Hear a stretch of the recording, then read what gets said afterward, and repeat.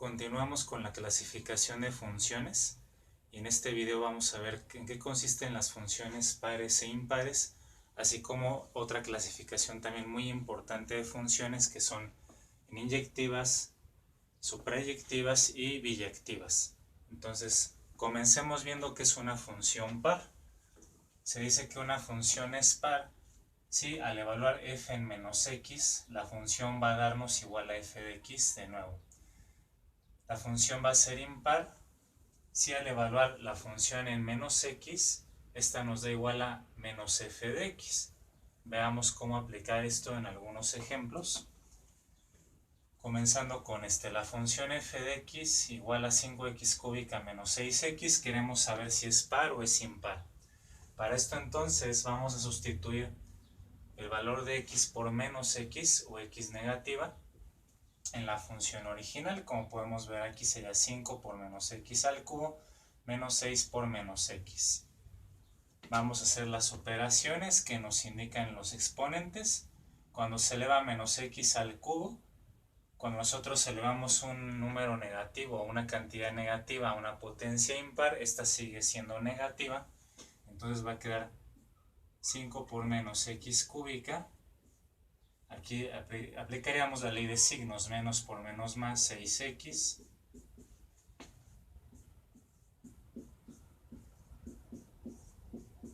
Al multiplicar 5 por menos x cúbica tenemos esto. Y finalmente, si yo factorizo el signo negativo, vamos a sacar el signo negativo, quedaría 5x cúbica más 6x. Lo que tenemos que observar aquí,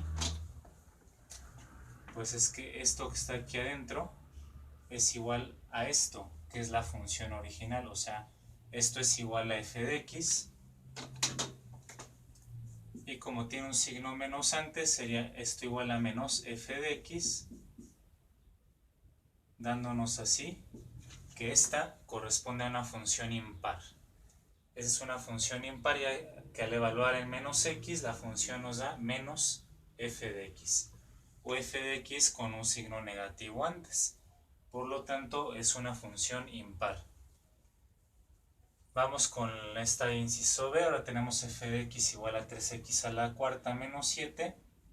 Y lo mismo, tenemos que sustituir x por menos x.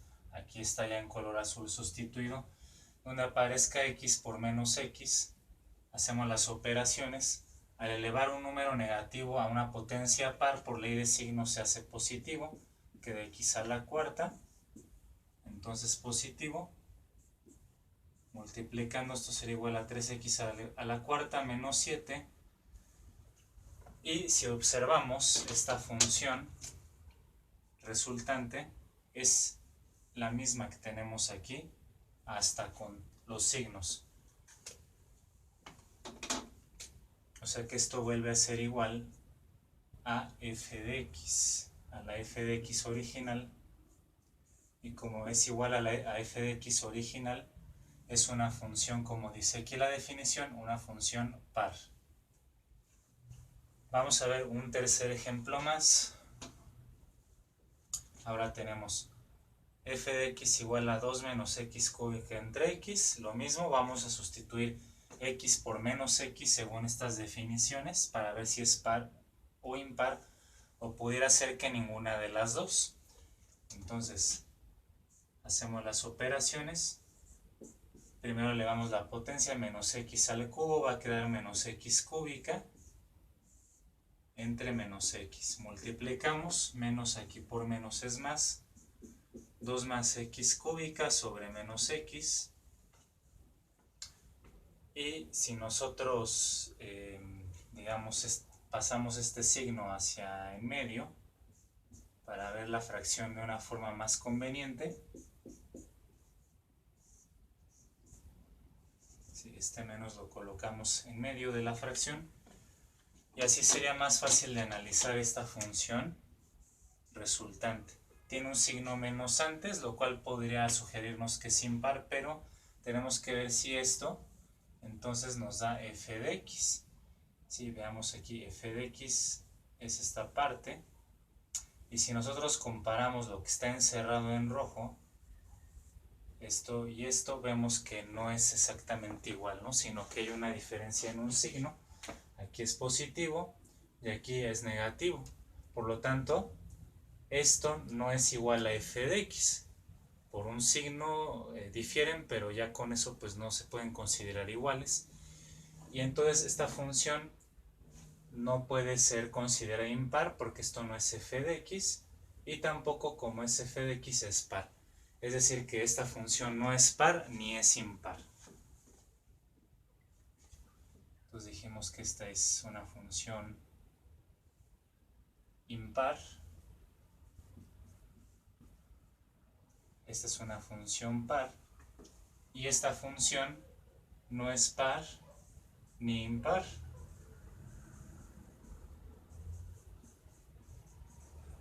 También puede ocurrir eso, como podemos ver en el último ejemplo. Bien, continuamos entonces ahora con lo que es una función inyectiva, o también se le llama función 1 a 1. Lo que nos dice la definición de este tipo de función es que para cualquier valor de x, y xj que sean diferentes, ¿sí? O sea, cualquier valor de x de la función, pero que sean diferentes, se corresponde que la función evaluada en xy y la función evaluada en xj son también diferentes valores. Entonces vamos a ver esta definición de forma más sencilla con estos criterios. Gráficamente se va a cumplir que la función cumple con un criterio que le llamamos el criterio de la recta horizontal. Es decir, vamos a trazar una recta horizontal sobre la gráfica de la función, y si esta recta horizontal solamente toca en un punto, decimos que la función es inyectiva, efectivamente, como en este caso. Esta función tipo raíz, pasamos una recta horizontal y toca en un solo punto a la función, por lo tanto se dice que es inyectiva, o así sabemos gráficamente que la función es inyectiva. En cambio, esta función, por ejemplo, que sería una función polinomial, al pasarle la recta horizontal toca por 3 puntos. Al tocar en 2 o más puntos, la función entonces no es inyectiva, y así de manera fácil sabemos si la función es inyectiva o no. También podemos saber si la gráfica de una función es inyectiva o no si es monótona en todo su dominio. ¿Qué quiere decir que sea monótona? Simplemente que sea creciente o decreciente en todo su dominio. Regresando a este ejemplo, bueno, la función va a seguir creciendo al infinito, por lo tanto, siempre en todo momento es creciente en todo su dominio. En cambio, esta función primero es creciente, aquí llega a un punto máximo, luego se vuelve decreciente, llega a un punto mínimo y vuelve a ser creciente, ¿no? Entonces, no es monótona en todo su dominio, o sea que tiene intervalos donde crece y otros donde decrece. Esa sería otra forma fácilmente de saber si una gráfica de una función es inyectiva o no es inyectiva. Y también pues podemos reforzar más la definición que dijimos arriba mediante estos óvalos donde tenemos la definición de un dominio y contradominio, como vimos desde el primer video de este tema de funciones. Se escribe esta notación: una función que va de su dominio a su contradominio, o de un primer conjunto hacia un segundo conjunto. Entonces, siguiendo lo que es el dominio, los valores de x que puede tomar la función, y el contradominio, que son los valores de y que puede tomar la función, se debe de corresponder 1 a 1, que es el otro nombre que tiene esta función. Para cada valor de x le corresponde un valor de y, y al revés, para cada valor de y le corresponde un único valor de x. Entonces, por eso es que la flecha va en doble sentido, porque corresponde x1 con y1, y y1 también le corresponde x1 únicamente. Si por ejemplo aquí hubiera un valor de y1 que le corresponden dos valores de x, si supongamos que fuera así, que le correspondiera otro valor de x, Entonces esa función ya no cumple con esta definición y ya no es una función inyectiva. Tiene que ser entonces 1 a 1 cada valor de x y de y respectivamente en ambos sentidos. Entonces de esa manera vamos a poder nosotros saber o confirmar que esta definición para una función inyectiva se cumple. Bien, más adelante todos nos vamos a ver más ejemplos de cómo aplicarlo a funciones ya particulares. Vamos a ver qué es una función suprayectiva ahora, o también le llaman sobreyectiva. Nos dice, para cada elemento de y que pertenece al contradominio, existe un elemento x que pertenece al dominio, tal que f de x es igual a y. Es decir, que para todo elemento del contradominio siempre hay uno del dominio al cual fue asignado. ¿Sí? Esto es muy importante. Para todo elemento del contradominio siempre hay uno del dominio al cual fue asignado. ¿Sí? Siempre se le va a asignar un valor del dominio hacia el contradominio. Por ejemplo, aquí tenemos otra vez una función que va de su dominio hacia su contradominio, los mismos diagramas de óvalos para representar esos conjuntos, como ya lo hemos visto antes. Y entonces, bueno, vamos a ver lo siguiente. Bueno, más permítanme un momento a que pase el tren.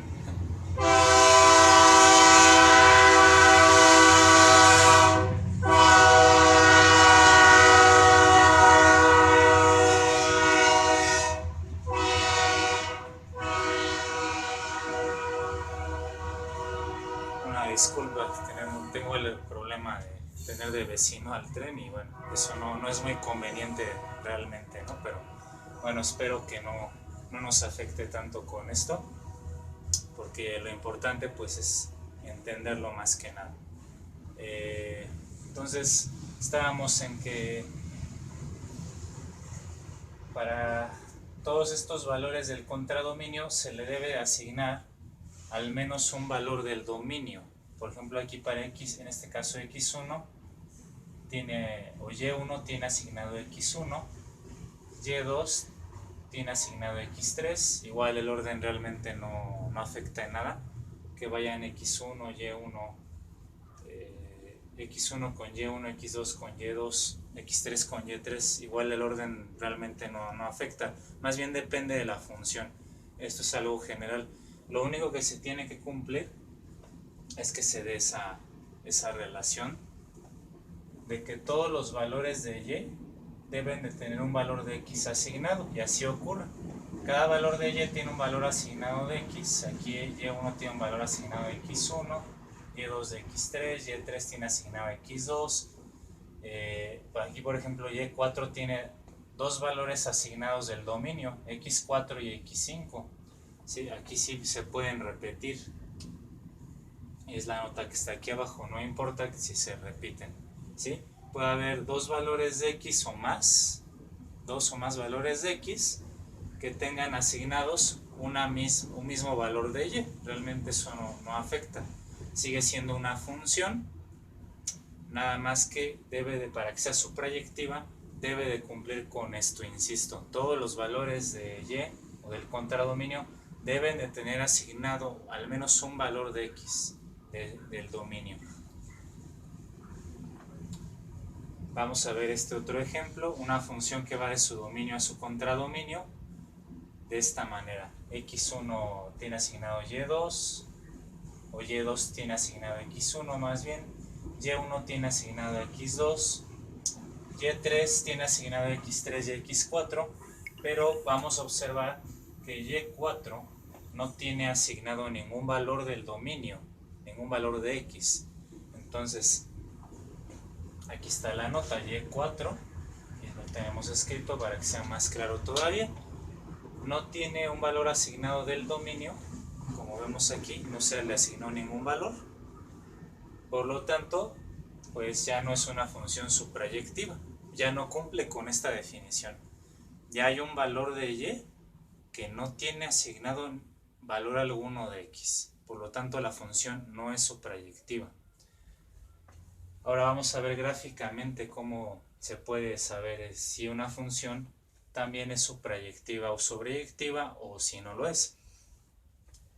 Gráficamente el rango de la función debe ser igual al contradominio y ambos tienen que ser iguales a su vez a todos los números reales, de menos infinito a más infinito. Por ejemplo, esta función, vemos que el contradominio y asimismo el rango que se lee de abajo hacia arriba, todo ese recorrido viene desde menos infinito y sube hasta infinito también. Entonces en ese caso es una forma gráfica de saber si esa función es suprayectiva o no lo es. En este caso sí es suprayectiva. Entonces sí es suprayectiva. Vamos a ver este ejemplo, una función tipo raíz. Por ejemplo, aquí está la parte positiva de la raíz, la parte superior. Sin embargo, como ya se ha visto en videos anteriores, el contradominio, que serían todos los números reales, ¿sí? Serían las dos mitades de la parábola, la superior y la inferior, la positiva y la negativa, formarían esta parábola, y su contradominio va de menos a más infinito, de abajo hacia arriba, pero el rango, ya quitando la mitad inferior, el rango de esta función solamente iría de 0 al infinito.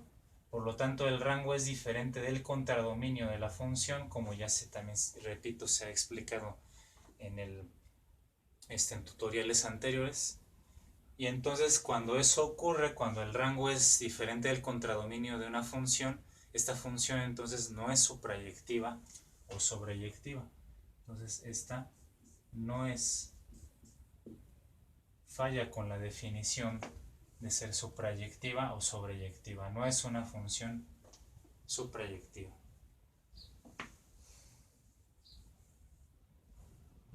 Bien, tenemos que ver una tercera función más, que es la función biyectiva. Sin embargo, la función biyectiva pues no es otra cosa más que las dos que ya vimos en una sola. Vamos a anotar esa definición.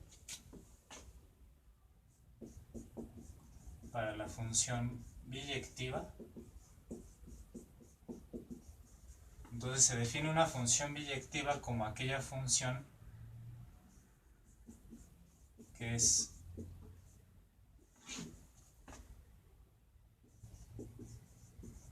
tanto inyectiva como sobreyectiva.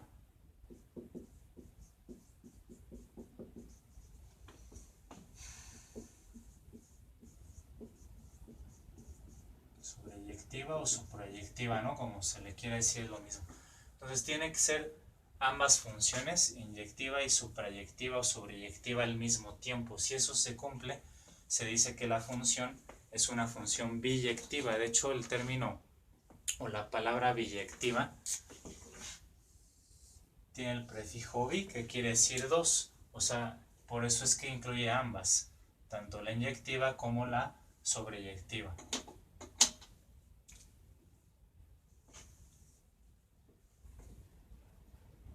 Vamos a ver entonces más ejemplos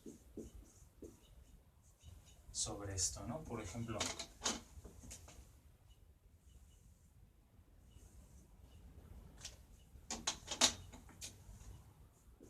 vamos a empezar con estos diagramas de óvalos.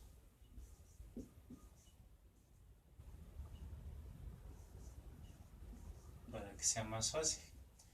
Entonces, si la función estuviera asignada de esta manera,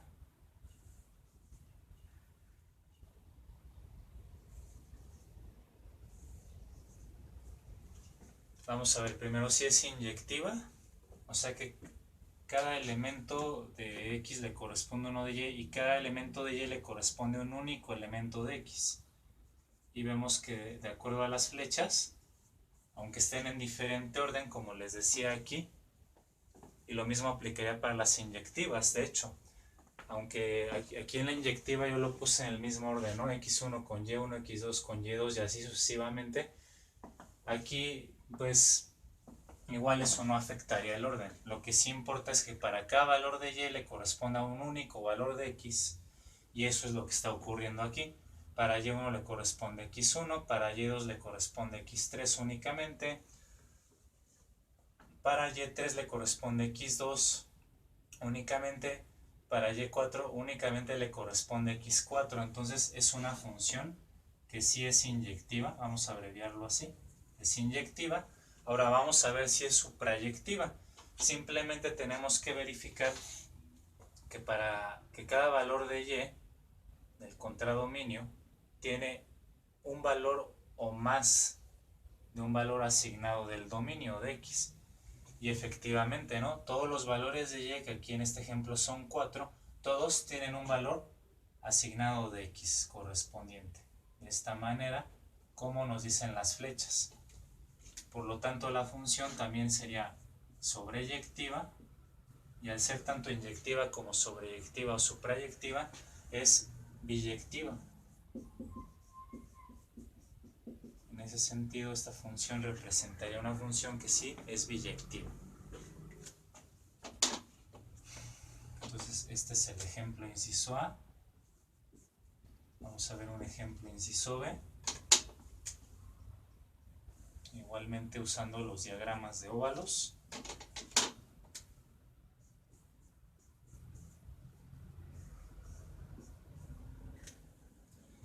Y vamos a poner las flechas de esta manera. Vamos a ver aquí la función, si será inyectiva. Para cada valor de Y le debería corresponder un único valor de X, pero aquí no se cumple esa definición, sino que para este valor que puse aquí único de Y1 le están correspondiendo dos valores con las flechas que están llegando. Ahí está la relación de correspondencia con las flechas. Le están correspondiendo dos valores de X, X1 y X2. Entonces, no es inyectiva. Sí es suprayectiva, porque el único valor que tengo de Y tiene asignados valores de X, incluso 2. Sí es suprayectiva o sobreyectiva, como le quieran llamar, pero al ser sobreyectiva y no inyectiva, no es biyectiva.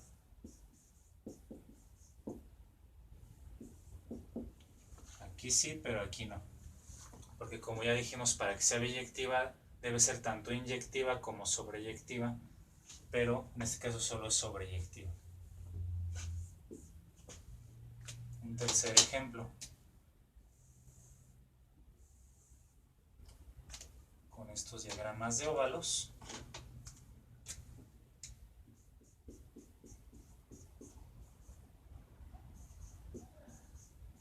Y la relación de correspondencia con las flechas se va a dar de esta manera.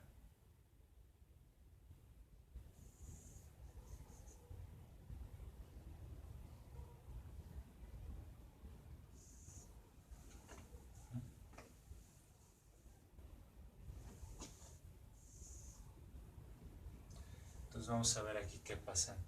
Vamos a ver si la función es inyectiva. Vemos que para este valor de Y le corresponden tres valores de X, y eso no cumple con la definición, que para cada valor de Y le corresponda un único valor de X. Entonces diríamos que la función tampoco es inyectiva. Vamos a ver si es suprayectiva. Tenemos que ver que estos valores de Y tengan asignados valores de X. Y1 tiene valores asignados de X, de hecho 3 valores al mismo tiempo, lo cual es posible, pero Y2 no tiene ningún valor asignado. Al no tener Y2 ningún valor asignado de X, entonces la función tampoco sería suprayectiva. Si no es inyectiva, ni suprayectiva o sobreyectiva, pues tampoco será biyectiva, evidentemente. Y entonces, pues bueno, con esto vamos dándonos una buena idea de que las funciones pues pueden tener cualquier caso, ¿no? Pueden ser únicamente inyectivas, como esta, únicamente ser sobreyectivas, más bien aquí, pero la que tengo aquí sobreyectiva es esta, podría ser únicamente inyectiva, podría ser inyectiva y sobreyectiva al mismo tiempo, o ninguna de las dos, ni inyectiva ni sobreyectiva, y por lo tanto no es biyectiva. Vamos a continuar para finalizar con este video con otros ejemplos, pero ya sobre funciones concretamente algebraicas, por ejemplo, o aunque yo aquí voy a abarcar funciones algebraicas, también puede ser cualquier otra función, ¿no? Trigonométricas, logarítmicas, exponenciales, trigonométricas inversas, etc.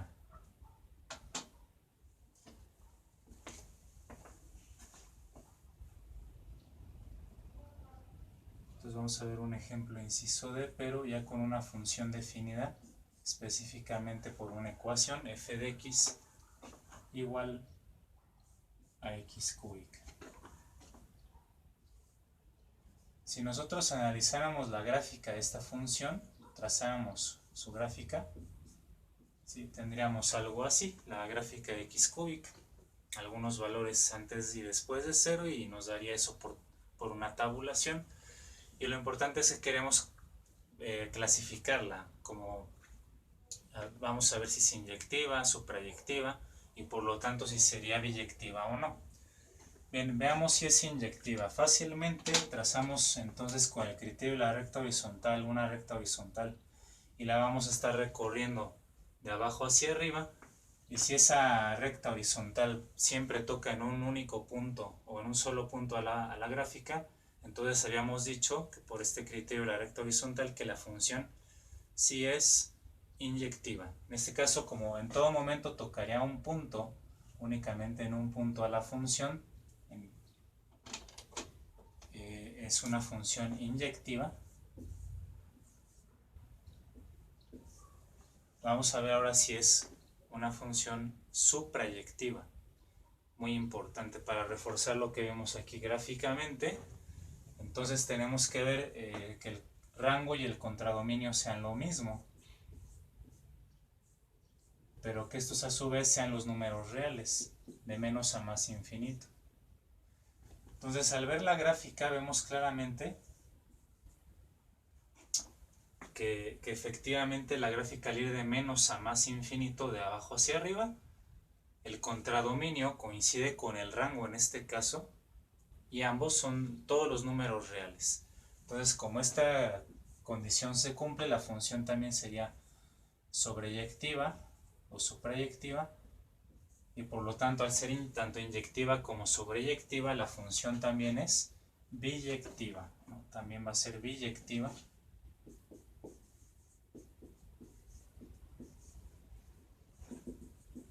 Y ya clasificamos esta función. Vamos a ver otro ejemplo, inciso E, f de x